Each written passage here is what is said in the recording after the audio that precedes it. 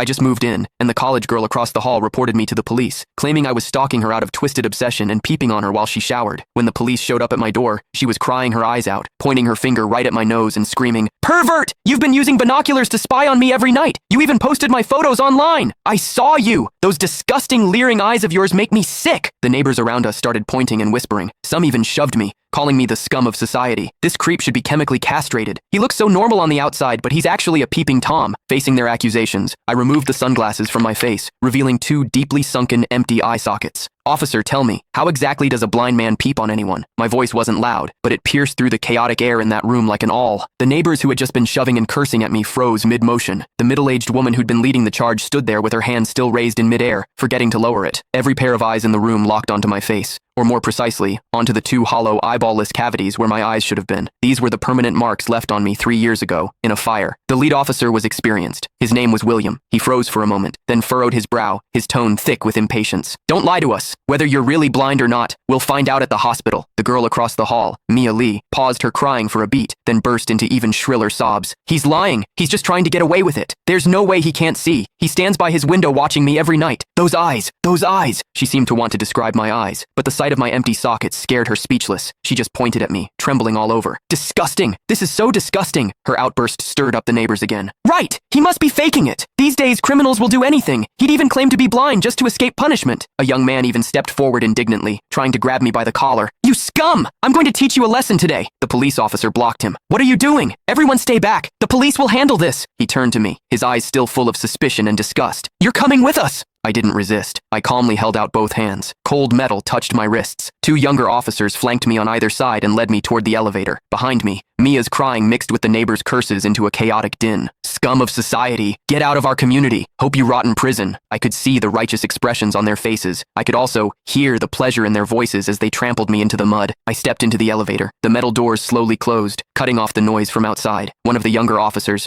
probably new to the job, couldn't help but ask me quietly, Are you really blind?" I tugged at the corner of my mouth but didn't answer. The other officer patted his shoulder, signaling him to keep quiet. But I knew that in their minds, the scales had already tipped completely in favor of that tearful young girl. After all, it was a young, pretty, pitiful college student on one side, and on the other, a suspicious man living alone, wearing sunglasses. In their eyes, it was crystal clear who was the victim and who was the perpetrator. What they didn't know was this. Sometimes, what the eyes see is the biggest lie of all. And I, a blind man, had seen something that none of them had. For instance, when Mia accused me, her heartbeat was steady, without a single ripple of genuine emotion. The interrogation room at the police station was harshly lit by fluorescent lights, and the air smelled faintly of mildew. I sat on a cold metal chair. Across from me were William and a female officer. Click the link in my bio to get the full story for free.